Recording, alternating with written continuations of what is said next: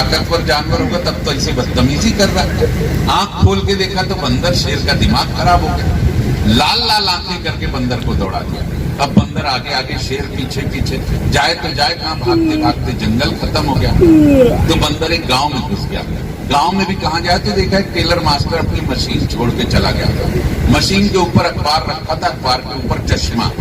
बंदर को जान बचाने का कोई तरीका नहीं सूझा तो उसने चश्मा लगा लिया और पूरा अखबार सामने फैला के रख दिया। अब शेर आया तो भटक गया, क्योंकि बंदर पूरा अखबार भी ढक गया। तो उसने टेलर मास्टर के धोखे में बंदर से ही पूछा, क्यों भाई तुमने इधर से एक बंदर को जाते देखा क्या? तो बंदर ने भी अखबार पढ़ते पढ़ते अखबार के पीछे से जवाब दिया कि वही बंदर जिसने अभी कुछ देर पहले शेर की पूंछ मरोड़ी। तो शेर हैरान रह गया, बोले छप गई क्या गुरु? इतना तेज मीडिया साहब कि जंगल का राजा शेर तक डरे। तो वहीं से निकली ये कविता साहब। अमेरिका के पिछले राष्ट्रपति जॉर्ज बुश जब इराक के दौरे पर गए थे, इराक के पत्रकार जैदी ने उन पर जूता फेंक दिया। ये घटना 6 महीने तक दिखाई गई। जूता बुश जूता टीवी पर दिखा। तो मैंने जैदी से पूछा, मैंने कहा तुम लोग बहादुर कौन, तुम लोग तो बम फेंक के मारा करते थे, जूता कब से? उसने जो जवाब दिया मजा आ गया। उसने कहा देखो सुंदरानी जी, किसी के ऊपर बम फेंक के मारो, निशाना चूक जाए तो आदमी बच जाता है। एक बार किसी पर जूता फेंक के देखो, अगले को लगे नहीं लगे, अगले का काम तमाम हो जाता है। मैंने कहा भाई बात तो कमाल की कह रहे। बुश पर वो जूता पड़ने के बाद अपने हिंदुस्तान में एक क्रम चला, कभी इस पर, कभी उस पर, कभी इस भ्रष्ट नेता पर तो कभी उस भ्रष्ट नेता पर। युवाओं के आक्रोश का प्रतीक बन गया जूता। जो भी नाराज हो उठा करके जूता फेंक दे। तो लोगों ने जूते को बधाई दी, बोले इस समय तो तुम दिख रहे हो टीवी पे। तो मैंने भी बधाई दे दी। मैंने कहा जूते भाई मेरी बधाई स्वीकार करो। मेरा इतना सुनना था कि जूता रोया। मैंने कहा क्यों रो रहा?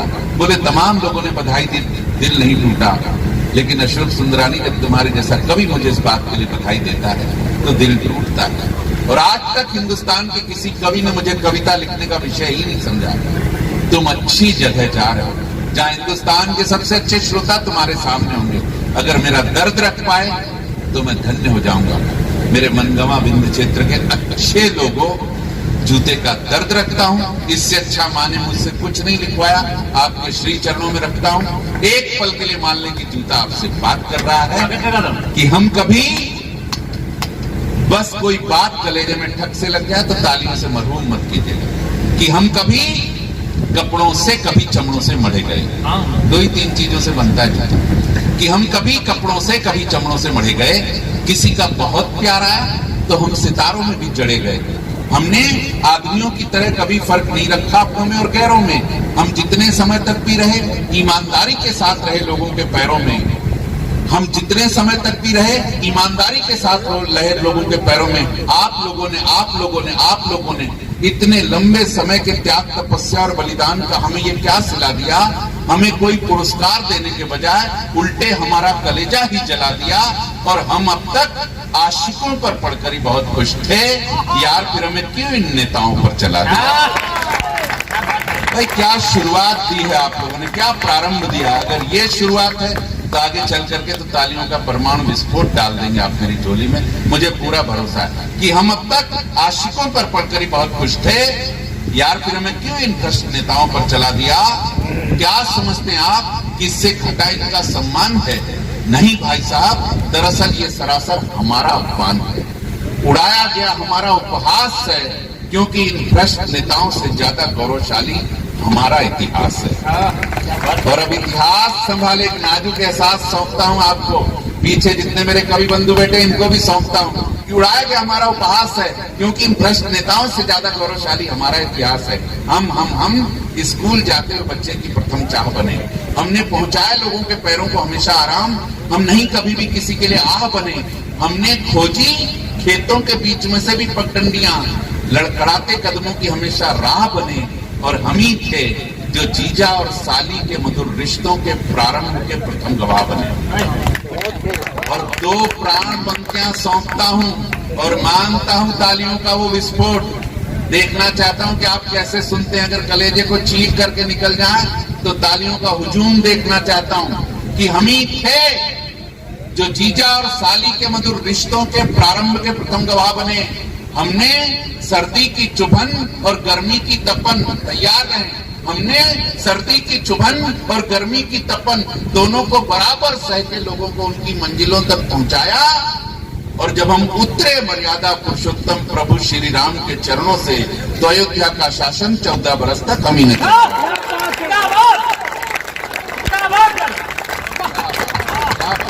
क्या सुनते, सैल्यूट करता हूं आपको। जब हम उतरे उतरे उतरे उतरे मर्यादा पुरुषोत्तम प्रभु श्री राम के चरणों से, तो अयोध्या का शासन 14 बरस तक हम ही ने चलाया। और 1.5 मिनट में संभाले जूते का दर्द। जब ये युवा पीढ़ी इस तरह सुनती है कविता तो गर्व होता है, गर्व की अनुभूति होती है। 1.5 मिनट में संभाले जूते का दर्द। जो लोग जा रहे हैं उनसे निवेदन है कि बैठ जाओ, आपको आपकी पत्नी की सहेली की कसम, इससे ज्यादा बड़ी कसम दे नहीं सकते। बैठ जाओ, बैठ जाओ, बीच में क्यों जा रहे हो? बैठ जाइए, वरना जोर जोर से चिल्लाऊंगा, तुमको सोने नहीं दूंगा। और मेरा कार्यक्रम बीच में छोड़कर जाने वालों, मैं तुम्हारा कार्यक्रम भी नहीं होने दूंगा। अब इससे ज्यादा मैं कुछ कह नहीं सकता। बैठ जाइए, 1.5 मिनट और संभाल लें। 1.5 मिनट में रखता हूँ जूते का दर्द। कुछ लोग लौट आए हैं, मैं उनको प्रणाम करता हूँ। आ जाए, जो लोग लौट आए हैं उनको मैं प्रणाम करता हूँ। आ जाए, बैठ जाए, व्यवस्थित हो जाइए। सर, मैं जिंदगी का बेहतरीन आपको सौंप रहा हूँ। आइए सर, पधारिए। कि आजादी के बाद, अच्छा इधर से भी कुछ लोग, अपने कार्यक्रम का कितना डर रहता है लोगों को। आजादी के बाद, एक लंबे संघर्ष के बाद 12 साल में मां सरस्वती ने सच्चा कुछ नहीं लिखवाया। मेरे मनगवा एक शिक्षण संस्थान में रख रहा हूं ये पंक्तियां कि आजादी के बाद, एक लंबे संघर्ष के बाद, महात्मा गांधी जी के प्रयास से कहें या अंबेडकर जी के प्रयास से, एक लंबे संघर्ष के बाद मिला दलितों को, पीड़ितों को, शोषितों को। एक लंबे संघर्ष के बाद मिला आप लोगों का प्यार, मंदिरों में प्रवेश कर भगवान के दर्शनों का अधिकार। तो भाई साहब, हमने तो सदियों से बिना किसी स्वार्थ के अनवरत लोगों को मंदिरों की सीढ़ियों तक पहुंचाया। फिर हमारा क्या गुनाह था जो मंदिरों में प्रवेश कर भगवान के दर्शनों का अधिकार हमें आज तक नहीं मिल पाया? माफ करें, शायद ये तालियों की बहुत लोग असहमत हो सकते हैं, लेकिन अब आपकी हिम्मत देखना चाहता हूं कि आप अपने ऊपर भी तालियां बजाने की हिम्मत जुटा पाते हैं कि नहीं। कि हमारा क्या गुनाह था जो मंदिरों में प्रवेश कर भगवान के दर्शनों का अधिकार हमें आज तक नहीं मिल पाया। तो आप सब भाई साहब, आप सब तर्क देंगे कि हमारे ऊपर थोड़ी सी धूल, थोड़ी सी मिट्टी, थोड़ी सी गंदगी है, इस कारण मना है मंदिरों में प्रवेश और वर्जित खुदा की बंदगी है। तो जो सवाल मेरे सीने में दफन था जाने कब से, चूंकि आज इस पावन भूमि पर प्रसंग आ गया है, तो बड़ी मासूमियत से पूछता हूं आप सबसे कि थोड़ी सी धूल, मिट्टी और गंदगी के कारण हम बाहर की सीढ़ियों पर पड़े रह जाते हैं और आप सब लोग अपने मन में ढेर सारी ईर्ष्या, छल कपट की गंदगी लेकर बड़े आराम से मंदिरों में चले जाते हैं। मैं प्रणाम करता हूं आपको। और अगली 4 पंक्तियों में व्यंग, वेदना, करुणा और ठहाका, चारों चीज एक साथ आ जाए तो प्यार मिले बड़े कवियों की उपस्थिति में। जितना अच्छा आप लोग सुन रहे हैं, भगवान की कसम, जितना अच्छा आप लोगों का IQ है, लगता है चौथी पंक्ति मेरी जुबान पर रह जाए, तीसरी पंक्ति से तालियों और ठहाकों का विस्फोट हो जाए यहाँ पर। क्या आप सब लोग अपने मन में ढेर सारी ईर्ष्या, छल कपट की गंदगी लेकर बड़े आराम से मंदिरों में चले जाते हैं? इस बात का हमें कोई नहीं है गिला कि हमें इस जमाने से क्या मिला क्या नहीं मिला। हम सीढ़ियों के बाहर धूल, मिट्टी, गंदगी में जहां पर भी पड़े हैं, कुछ आदमियों की नजरों में, कुछ आदमियों के कारण हम उस स्थिति में भी देवताओं से बड़े हैं। ये बात जूता छाती ठोक कर कहता है, क्योंकि मंदिरों में प्रवेश कर भगवान के दर्शन करते समय अधिकांश लोगों का ध्यान, भाई कमाल ही है आप लोग, कमाल है आप लोग, भाई कमाल ही है आप लोग, सैल्यूट करता हूं आपको। अधिकांश लोगों का ध्यान भगवान से ज्यादा हम जूतों पर रहता है, क्योंकि उन सबका मानना है प्रत्येक क्षण, प्रति पल कि भगवान के दर्शन आज करो या कल, भगवान तो यही मिलेंगे। आप लोगों का अनुभव बोलता है साहब, मैं क्या कविता सुनाऊंगा आपको। समझदार दर्शनार्थी वही होते हैं सर तिवारी, समझदार दर्शनार्थी वही होते हैं जो नए जूते चप्पल पहन के परिवार के साथ मंदिरों में जाते हैं तो अपने जूते चप्पल उतार कर ऐसी जगह रखते हैं जहां से भगवान भी दिखे। अभी लोग हैं, मैं क्या धार्मिक लोग हैं हम लोग, मेरी पत्नी भी सर बहुत धार्मिक है। भगवान को सत्य बात बताता हूँ, अभी नवरात्रि के 9 दिन पूरे 9 दिन नंगे पैर मंदिर जाती है सर मेरी पत्नी, सगी पत्नी। कोई फर्क नहीं पड़ता कि हम कहां कहां नहीं पहुंचे, हमें तसल्ली और खुशी इस बात की है कि हम कहां कहां पहुंचे। हम लोगों के मकान, लोगों की दुकान, लोगों के कारखाने, लोगों की मिल तक पहुंचे। भाई साहब हम ही थे जो जिद पर आए तो लोगों के जिगर, लोगों के दिल तक पहुंचे। और जब हम पड़े हिंदुस्तानी सैनिक के पैरों में तो दुश्मनों को खदेड़ने कारगिल तक पहुंचे। जब हम पढ़े आखिरी 4 पंक्तियां साहब बहुत अच्छा सुन रहे हैं, देवतला विधानसभा तक पहुंचे। बिल्कुल बिल्कुल बड़े टूटे मन से लिखी हुई 4 पंक्तियां, कभी नहीं लिखेगा, मैंने वहां से कहा था कभी नहीं लिखेगा तो कौन लिखेगा, कभी नहीं कहेगा तो कौन कहेगा। जब हम पढ़े हिंदुस्तानी सैनिक के पैरों में, समर्थन मेरे नौजवानों, जब हम पड़े हिंदुस्तानी सैनिक के पैरों में तो दुश्मनों को खदेड़ने कारगिल तक पहुंचे। भरोसा था हमें, विश्वास था हमें, विशेष प्रकार के जूते मिलते हैं, था हमें विश्वास था हमें, जब तक हम हिंदुस्तानी सैनिक के पैरों में हैं दुश्मन सैनिक हमारे भारतीय सैनिक का कुछ भी नहीं बिगाड़ पाएगा।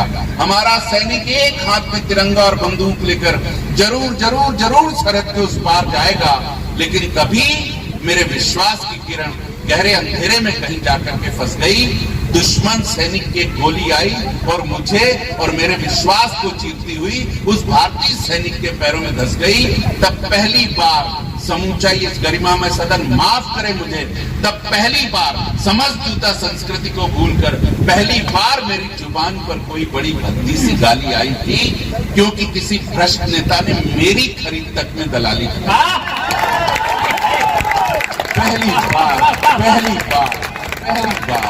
पहली बार मेरी जुबान पर कोई बड़ी भद्दी सी गाली आई थी, क्योंकि किसी भ्रष्ट नेता ने मेरी खरीद तक में दलाली खाई थी।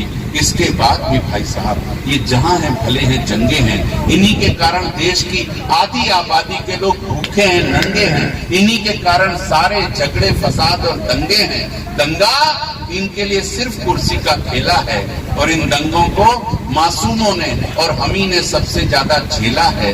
पिछले दंगे के बाद जब नेताजी ने अपनी कुर्सी मासूमों के खून से धोई थी तो सीता की चप्पल सलमा के सैंडल के गले लिपट करके फूट फूट कर रोई थी। इसलिए तालियां रोक करके रखें, विदा कीजिएगा मुझे, स्थगन दीजिएगा इस कवि सम्मेलन को अगले साल तक के लिए। इसलिए अगर हम कपड़े के हैं, चमड़े के, तो हमें काटिए, छाटिए, बेशक अपने पैरों में लाने के लिए कई टुकड़ों में बांटिए। अगर हम प्लास्टिक या नायलॉन के हैं तो हमें बेशक तपती भट्टी की आंच में जलाइए, गलाइए, लेकिन भगवान के लिए हमें इन भ्रष्ट नेताओं पर मत चलाइए, हमें इन भ्रष्ट नेताओं पर मत चलाइए, हमें इन भ्रष्ट नेताओं पर मत चलाइए, हमें इन भ्रष्ट नेताओं पर। बहुत बहुत धन्यवाद साहब तिवारी जी, सच्चा है अपना प्यार तो फिर किस जहां का डर। गुल बन के गुलिस्ताने वफा में खिलेंगे हम, और अब के बिछड़ रहे हैं तो कुछ रंज ना करें, अगली बहार आएगी फिर से मिलेंगे। पहले स्कूल कौन अपने मन से जाता था, सब जमाई होते थे स्कूल में जाकर। पिताजी ले गए स्कूल, मास्टर जी के सामने खड़ा कर दिया, मास्टर जी ने हमारे सर पर प्यार से हाथ फेरा और पिताजी से पूछा किसका लड़का है, तो पिताजी थोड़ा भावुक हो गए, बोले मास्टर जी आप ही का है। तो अब हम टेंशन में आ गए कि हम 6 साल तक गलत आदमी को अपना बाप समझ रहे थे, बताओ। हमारे पिताजी तो हम मास्टरी कर रहे हैं, बताओ। तो हमने पिताजी से पूछा जब हमारे पिताजी आप नहीं हो तो हमारे घर पे आप क्या कर रहे हो। हम अपनी अम्मा से जाके बताएंगे कि हमारे पिताजी तो हम मास्टरी कर रहे हैं। तो पिताजी ने एक थप्पड़ लगा, बोले नालायक, ऐसा संस्कार बस कहना पड़ता है, आप हैं, आप ही का है। अब हम समझ गए जैसा कहना पड़ता है। तो मास्टर जी ने हमारा नाम लिख ही लिया था, सर पर प्यार से हाथ फेरा, पिताजी को दिखाते हुए पूछा किसके पिताजी। अरे हमने कहा मास्टर जी आप ही के हैं। अरे बोले ले जाओ इसको, ये खतरनाक लड़का है। हम लोग क्या करें साहब, घर पे सम्मान मिलता नहीं, कोई सीरियसली लेता नहीं। हमारा बड़ा बेटा 10वीं में पढ़ता है, एक बार उसको डांटा, मैंने कहा नालायक, दिन भर खेलता रहता है, कभी पढ़ाई लिखाई की बात नहीं किया कर। तुम्हारी उम्र में लाल बहादुर शास्त्री 3-3 नदी तैर करके पार करके पढ़ने जाया करते थे। तुम्हारी उम्र में डॉक्टर राजेंद्र प्रसाद को 2-2 गोल्ड मेडल मिल गए थे। मेरे बच्चे ने पलट के जवाब दिया, पापा तुम्हारी उम्र में भगत सिंह फांसी पे चढ़ गए थे, तुम क्या खड़े खड़े यहाँ टाइम खराब कर रहे हो। कोई सीरियसली नहीं लेता साहब, इसीलिए भटकते फिरते हैं। लेकिन आपके मुंह पर हंसी फूट पड़ती है तो हम अपने जन्म को सार्थक मानते हैं। हंसना चाहिए, मुस्कुराना चाहिए, ठहाके लगाना चाहिए, क्योंकि मेरा अपना मानना है कि जो लोग हंसते हैं वो कभी स्वर्ग नहीं जाते। ये आप लोग गलत समझ रहे हैं, आपने गलत ले लिया दादा, आपने बिल्कुल गलत समझ गया। अब अगली बात अगर आपके कलेजों में ठग से लग जाए तो तालियां बिखरे इस पंडाल में। मेरा अपना मानना है कि जो लोग हंसते हैं वो कभी स्वर्ग नहीं जाते, बल्कि ऐसे हंसने मुस्कुराने वाले लोग जहां पर भी जाते हैं वहां अपने आप स्वर्ग हो जाता है, स्वर्ग जैसा वातावरण बन जाता है। बहुत मस्ती से सुन रहे हैं साहब, ये कमाल का मनगवा, मतलब मन का गांव जो हो वो मनगवा, एक से एक बढ़िया लोग, बघेली बोलने वाले लोग, ये अंदर घुस के है। तो जब वहां से चले तो एक से पूछा, मैंने कहा वो KGI ग्रुप यहीं सामने? अरे बोले हाउ। अरे मैंने कहा बहुत बढ़िया। फिर बोले यहीं इसी गली में घुसना? बोले हाउ।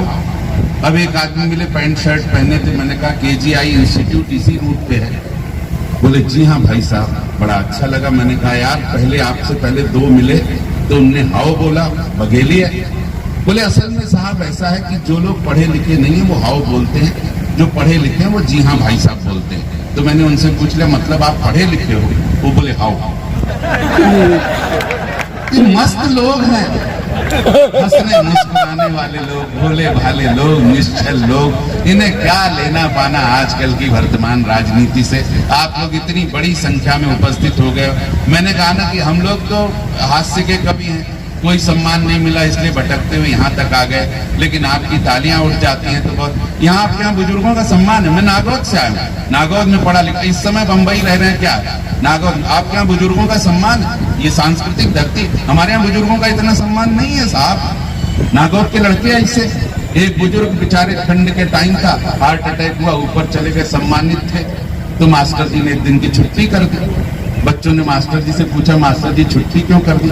बोले बेटा जब कोई बुजुर्ग सम्मानित होता है, ऊपर चला जाता है तो एक दिन की छुट्टी कर देते। बच्चे बड़े खुश, लौट रहे थे बस्ता लिए हुए। एक जगह 2 बुजुर्ग आग ताप रहे थे, तो एक बच्चे ने दूसरे बच्चे को पोहनी मारी। बोले देख यार अपनी 2 छुट्टी तो यहाँ भी फंसी पड़ी है।